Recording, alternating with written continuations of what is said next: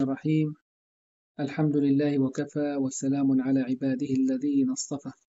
اللهم يا رب علمنا ما ينفعنا وانفعنا بما علمتنا وزدنا علما وحلما وفقها في الدين يا رب العالمين، مع كتاب البرهان المؤيد لسيدنا أحمد الرفاعي رضي الله تعالى عنه. هذا الكتاب يعبر عن التصوف الحق، التصوف السني الذي أجمعت عليه الأمة المحمدية. نعم، المذاهب الأربعة وأتباعهم يتسم مذهب أهل السنة والجماعة بأشياء، منها التمذهب للمذاهب الأربعة ومنها التصوف فهذه، وينتسبون إلى أبي الحسن الأشعري وإلى أبو منصور الماتوريدي. هذا هو منهج أهل السنة عبر تاريخنا منذ 1000 عام إلى يومنا هذا. نعم، فالإمام الرفاعي وهو إمام من أئمة التزكية والسلوك، نعم، وتربية المريدين وتعريفهم على الله سبحانه وتعالى حالا وذوقا. نعم، وصلنا إلى قوله، هذه المحاضرات ينسخها أحد تلاميذه وينقلها لنا، ففيها بيان لطريق أهل الله وكيف يكون السلوك إلى معرفة الله سبحانه وتعالى. يقول رضي الله عنه: الدين النصيحة. من مبدأ الدين النصيحة ينبغي أن أحدثك بكل ما يصلحك من أمر دينك ومن أمر دنياك. إن رأيت منك اعوجاج أن أذكرك، وإن رأيت منك تقصير أن أحفزك من أجل أن تتلافى هذا التقصير. نعم، فالدين النصيحة النصيحة كلمة جامعة، الإنسان أن ينصح لله وملائكته وكتبه ورسله واليوم الآخر.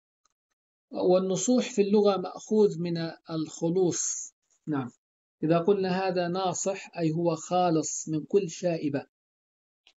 النصيحة، الدين النصيحة أن تكون ليس لديك أي هدف، ليس لديك أي غاية، ليس لديك أي غرض، ليس لك إلا الله سبحانه وتعالى. فالنصيحة مأخوذة من الخلوص، الشيء الخالص الصافي، الما في كدر، اللي ما في غش. نعم، النصيحة عكس الغش. عندما أنصح أكون أنا ملتزم بدين الله، أكون من أهل الإيمان الحقيقي، أكون من أهل الإيمان الصح. أما إذا غششت الآخرين، أغش نفسي أحيانا، الإنسان قد يغش نفسه. عندما أحمل نفسي على المعاصي فأنا أغشها، وعندما لا أنصح صديقي أذكره بالله، نجلس أنا وياه غافلين، غششته، أكون بذلك غششته. عندما أراه على معصية ما بقول له والله أنت يا صاحبي أنت اليوم غلطان، أكون قد غششته. إذا أين أنا من الدين النصيحة؟ لم ألتزم بهذا الحديث. ولا النصيحة تكون واجبة؟ طبعا النصيحة واجبة. إذا رأيت واحد من أحبابي وأصحابي وأخواني على منكر وأنا قادر أنصحه ولا لا أنصحه، أكون قد وقعت في الإثم.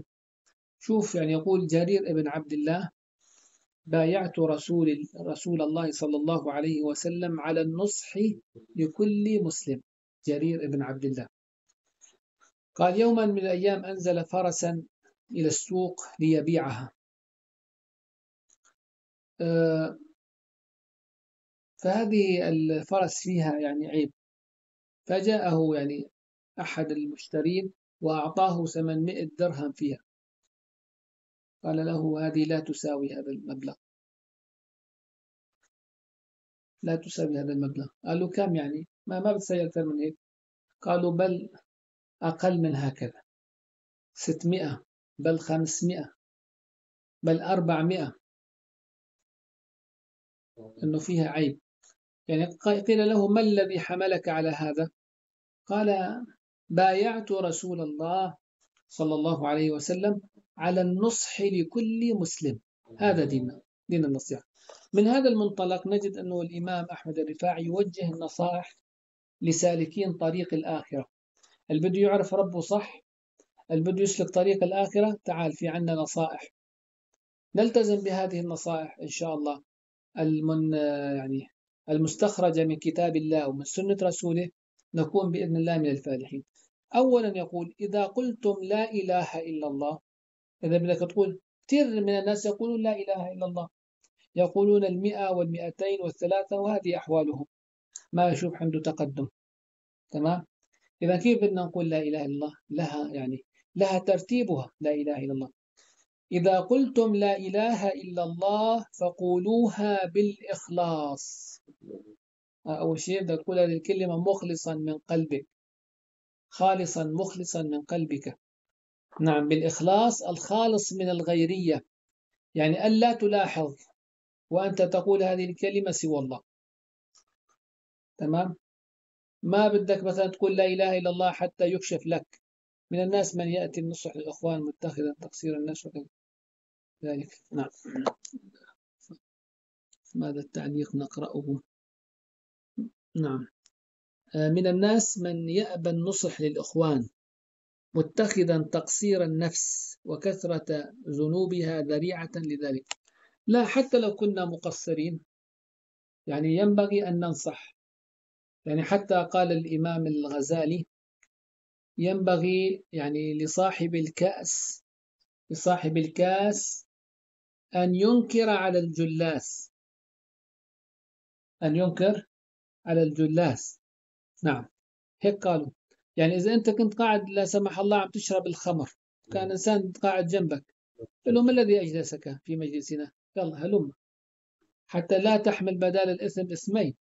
أنت تحمل إثم أنك تشرب هذه الخمر، والإثم الثاني أنك لم تنهه عن المنكر.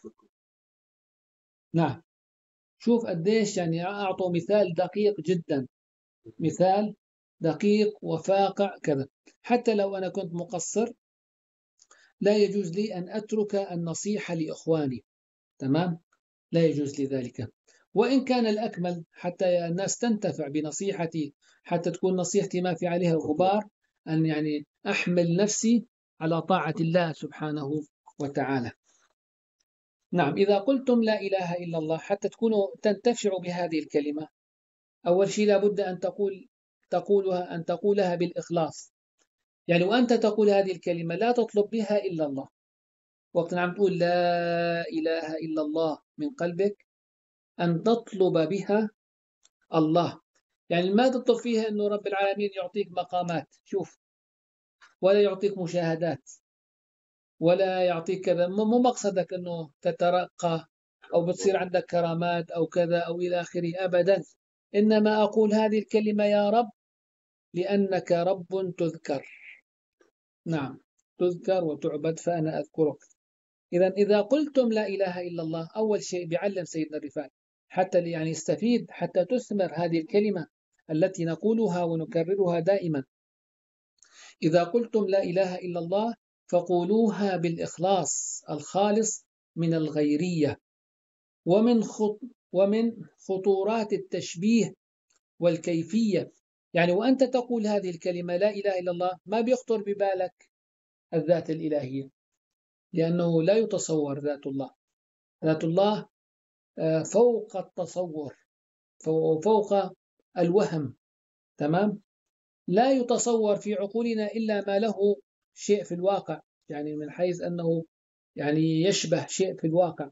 أما الذي لا شبيه له في الواقع لا يمكن لنا أن نضعه تحت التصور والخواطر. يعني خطورات، يعني من الخواطر يخطر على بالك. إذا وأنت تقول هذه الكلمة أن تقولها بالإخلاص. تمام. وأن تبتعد عن التشبيه والكيفية والتحتية والفوقية، طبعا المكانية والبعدية والقربية. نعم. وخذوا نتائج الأعمال بخالص النية. إذا كلمة لا إله إلا الله حتى تثمر لابد من الإخلاص فيها، حضورك مع الله، أن تقول هذه الكلمة بقلب حاضر، بقلب حاضر، أن تعبد الله كأنك تراه، فإن لم تكن تراه فإنه يراك. وبعيد عن كل الخواطر، وأنت تلفظ تقول هذه الكلمة لا إله إلا الله، تبعد عن ذهنك كل الخواطر اللي هي متعلقة بالتشبيه، نعم، والكيفية والتحتية والفوقية والبعدية والقربية.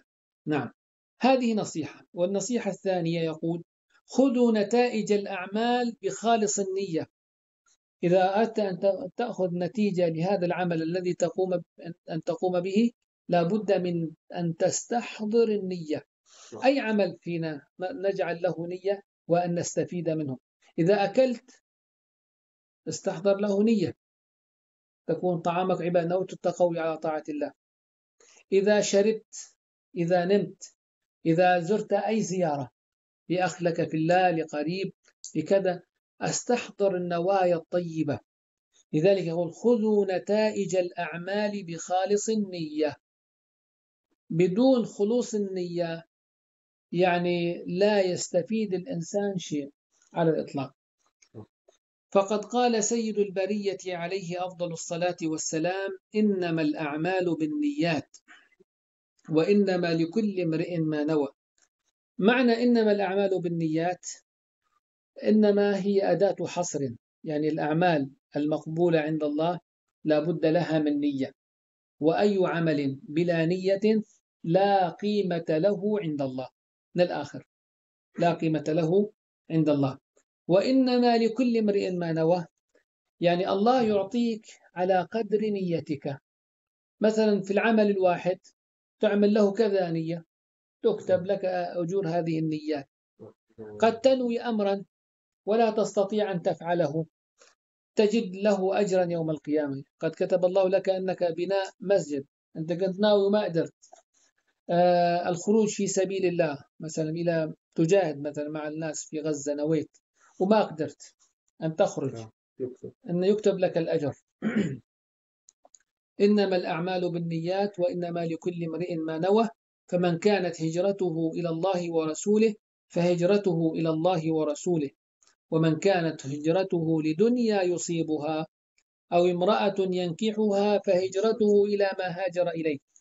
يعني النبي صلى الله عليه وسلم يعلم أصحابه تعليم الصحابة. شوف، ليس هكذا النبي يعلم نظريا، حتى يعطيهم أمثلة. هذا أسلوب من أساليب تعليم النبي عليه الصلاة والسلام، أن يضرب الأمثلة عندما يعطيهم أمرا من الأمور، يريد أن يعلمهم شيئا من الأشياء حتى يكون واضح لديهم، يضرب لهم الأمثلة. وأهم مثال في ذلك الزمان كانت الهجرة. الهجرة إلى الله ورسوله كانت واجبة. يقول لهم: ممكن أحد يترك أهله، يترك ماله، يترك عشيرته، يترك ماله، عشيرته، أهله، كل ما يحب، ويخرج إلى المدينة فيكتب له أجر الهجرة إلى الله. وشخص آخر قام بنفس العمل ولكن لم يكن قصده الله ورسوله، إنما كان يقصد أنه يريد أن يحصل دنيا من هذه الهجرة، أن يحصل امرأة. نعم، طبعا هذا الحديث له سبب. أن رجل اسمه أبو قيس جاء مهاجرا من مكة إلى المدينة، لم يكن بقصد الهجرة إلى الله وإلى رسوله، إنما أحب امرأة هاجرت قبله إلى المدينة، فقرر أن يهاجر إلى المدينة ليحظى بأم قيس، فسموه مهاجر أم قيس. نعم، مهاجر أم قيس، لم يكتب له. في بعضهم قالوا أن النبي صلى الله عليه وسلم يعني صار يدخل إلى الغزوات والحروب، يعني في غنائم، صار في عنده غنائم، فبنروح نهاجر حتى نستفيد من هذه الغنائم. فجاء الحديث يعني ليصحح لهؤلاء الناس النية، أنه إذا كانت هذه نيتكم فقد يعني أحبطتم العمل. إنما الأعمال بالنيات وإنما لكل امرئ ما نوى. فمن كانت هجرته إلى الله ورسوله فهجرته إلى الله ورسوله، ومن كانت هجرته لدنيا يصيبها أو امرأة ينكحها فهجرته إلى ما هاجر إليه. إذن النصيحة الأولى التي يقدمها سيدنا الرفاعي للسالكين طريق الآخرة أن نقول كلمة لا إله إلا الله بالإخلاص وبعيدا عن التشبيه. هاي واحد، حتى تثمر. اثنين، حتى نأخذ نتائج الأعمال، حتى تكون أعمالنا منتجة عند الله، حتى تكون منتجة في حياتنا، أن نجد لها أثرا في واقعنا، في روحنا، في فكرنا لا بد من الإخلاص، وأي عمل لا إخلاص فيه ليس له أثر لا في الدنيا ولا في الآخرة. حتى في الدنيا ما بتحصل الآثار اللي ينبغي أن تحصلها من الروحانية، من راحة النفس، من الطمأنينة، بالشعور هيك يعني بلذة العبادة بدون إخلاص. وبالآخرة ما لك حسنات. لذلك النية ثم النية ثم النية، الإخلاص. كل العلماء يؤكدون على هذه القضية المهمة. نعم. ثم النصيحة الثالثة: أحكموا أعمالكم على الأركان الخمسة التي بني عليها الإسلام. هذا المنطلق. بدك تبلش تبدأ. ما في بالتصوف والله انه خلاص انا ما بصلي، انا عمال اذكر رب العالمين بلا ما اصلي، بلا ما ازكي، انا عم زكي نفسي. انا ليش لا اروح الى الحج، او انا ليش بدي اصوم. لا لا لا لا. نقول له اذا انت يعني ابتعدت عن اركان الاسلام، خرجت من التصوف الى الزندقة والعياذ بالله، انحراف طبعا.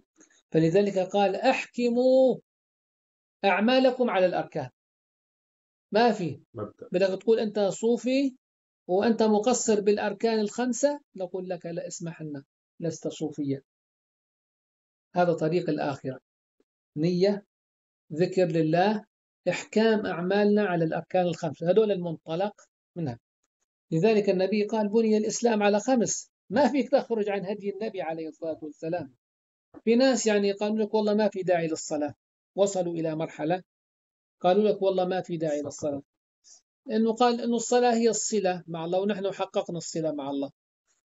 ما عاد في. قالوا والله الزكاة ما عاد في زكاة، لأنه المقصود هي مو الزكاة، أنه خلص أنه نزكي أنفسنا ونحن زكينا. يعني في ناس عطلوا. لذلك الإمام الرفاعي عندما يقول هذا يعني يقصد إلى أقوام الصوفية منكم براء. نعم، أنه فعلوا هذه الأشياء، التحلل عن الأمر والنهي، وقالوا نحن تصوف. فجاء الإمام الرفاعي يقول: لا، أحكموا أعمالكم على الأركان. نعم، الخمسة التي بني عليها الإسلام.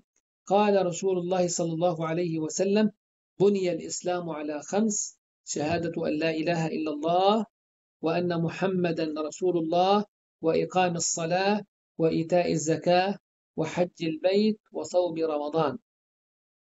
عن أبي عبد الرحمن عبد الله بن عمر رضي الله عنهما عن رسول الله صلى الله عليه وسلم، رواه البخاري ومسلم. هذا الحديث اللي بني الإسلام على خمس. نعم. إذن هذا الأمر الثالث: إحكام الأعمال على الأركان الخمسة. هن المنطلق لا يمكن أن يتخلى عنهم أي إنسان سائر إلى الله.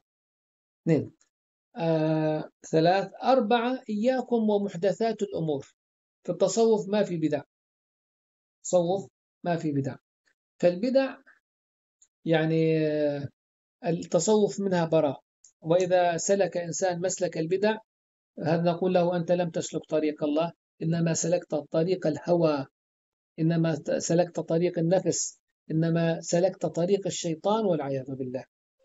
إياكم ومحدثات الأمور. نعم.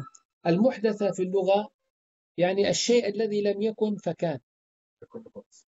لم يكن يعني في اللغة، نحن نحكي باللغة العربية. ما معنى المحدث؟ شيء لم يكن فكان محدث. يعني هذه محدثة، مثلا الطاقية محدثة، لم تكن فكانت محدثة. نعم، هذه الطاولة محدثة، هذا الكتاب محدث. هذا في اللغة. نعم. وفي الشرع ما هو الإحداث في الدين؟ الإحداث في الدين نعم هو اختراع ما يتعارض مع الأمر والنهي، ما يتعارض مع منهج رسول الله صلى الله عليه وسلم. هلأ البعض يعني بعض الجهلة يظن أنه نحن إذا أحدثنا وسيلة أو كيفية يعني مندرجة مع القواعد العامة أنه هذا بدع.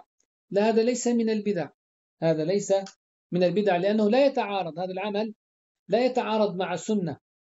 لأنه شوف، السنة ماذا يقابل السنة؟ البدعة. ماذا يقابل البدعة؟ السنة. يعني إذا وجد أحدهما لم يوجد الآخر. إذن السنة مقابل البدعة، والبدعة مقابل السنة. والنبي صلى الله عليه وسلم يبين: من أحدث في أمرنا هذا ما ليس منه فهو رد. من أحدث في أمرنا هذا ما ليس منه، شوف، ما ليس منه، ما قال من أحدث في أمرنا فهو رد، إنما قيده. هذا الحديث حسم قضية المحدثات. نعم، من أحدث في أمرنا هذا ما ليس منه، يعني ليس له أصل يستند إليه من كتاب أو سنة أو إجماع أو قياس. تمام. فلذلك يقول إمامنا الشافعي رضي الله عنه: المحدثات تنقسم إلى قسمين.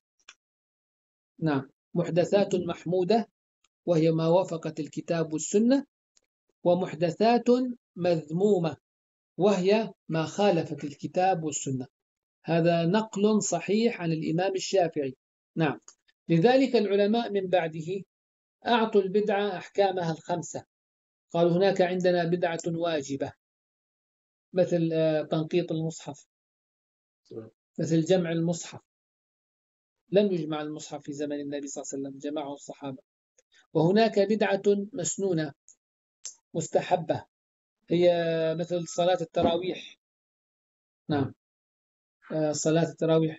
وهناك عندك بدعة مكروهة، يعني لو خالفنا يعني. وهناك عندك بدعة محرمة، وهي ما خالفت يعني شيء قطعي في الدين، كبدعة الإمامية، كبدعة القدرية، كبدعة التشبيه، كهذه البدع التي ابتدعها أصحاب الفرق، بدعة الخوارج، بدعة التكفير. هذه البدع التي خالفت نصوصا وقطعيات. نعم، هذه بدع محرمة. والبدعة المباحة أن تبتدع شيء في أمر الدنيا، مثل السيارات، مثل القطارات، مثل الطيران، مثل هذا، يعني مصالح الدنيا. قد كثير أشياء ما كانت في زمن النبي، هل هي محرمة اليوم؟ نقول النبي ما ركب السيارة، النبي ما ركب الطيارة، النبي كذا. نقول هذه بدع مباحة لأنها في مصالح الدنيا. تمام؟ لذلك الأئمة من بعد الإمام الشافعي قسموا البدعة إلى أقسامها الخمسة. جعلوا منها، وهم كالإمام النووي رحمه الله، وكالإمام القرافي أو القرافي، والإمام العز بن عبد السلام، يعني قسموا. ومنهم يعني لم يقسم البدعة، قالوا أن البدعة خلاص هي بدعة مذمومة، ولكن هذه الأشياء اللي أنتم تقولون عنها بدعة حسنة، نقول هي سنة حسنة، نقول مصلحة مرسلة. تمام، يعني اختلفوا باللفظ ولكنهم اتفقوا على المضمون، كالإمام ابن حجر العسقلاني. نعم. إذا نقول يعني النصيحة الرابعة لإمامنا الرفاعي.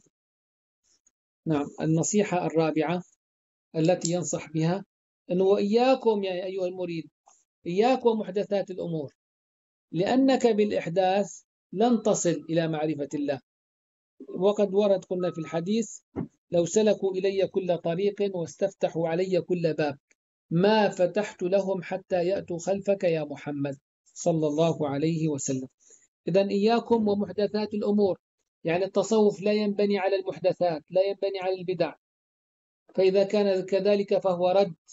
من أحدث في أمرنا هذا ما ليس منه فهو رد. عن أم المؤمنين السيدة عائشة رضي الله عنها، رواه البخاري ومسلم. نعم. ثم يعني النصيحة الخامسة، يقول الإمام الرفاعي: عامل الله بالتقوى. المعاملة مع الله إيش؟ أي أن نتقي محارمه، أن نتقي ما حرم، أن نلتزم الأمر، أن نجتنب النهي، أن نقف عند الحدود. هي المعاملة مع الله. وأما المعاملة مع الخلق، شوف عندك أنت ثلاث معاملات.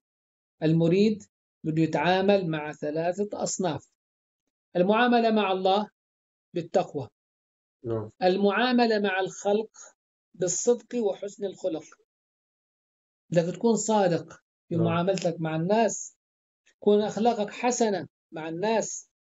وعاملوا أنفسكم بالمخالفة، وخالف النفس والشيطان واعصهما، وإنهما محضاك النصح فاتهمي. إذا لابد من مخالفة النفس. إذا الإنسان أراد أن يسلك طريق الجنة لابد من مخالفة النفس. أما قال عليه الصلاة والسلام: حفت النار بالشهوات وحفت الجنة بالمكاره. فالنفس تكره، إذا طريق الجنة مكروه للنفس، لأنه فيه مطبات، فيه مشاق، فيه عوائق، فيه كذا. فإذا النفس تميل إلى ماذا؟ إلى طريق الشهوات، إلى طريق النار. حتى أنت تكون من الناجين أن تعامل الله بالتقوى، أن تعامل الناس بالصدق وحسن الخلق، وأن تعامل نفسك بالمخالفة. وقفوا عند الحدود، وقفوا عند الحدود، وأوفوا بعهد الله إذا عاهدتم، وما آتاكم الرسول فخذوه وما نهاكم عنه فانتهوا. هذا هو طريق القوم. إياكم والكذب على الله والخلق، تحذير من الكذب.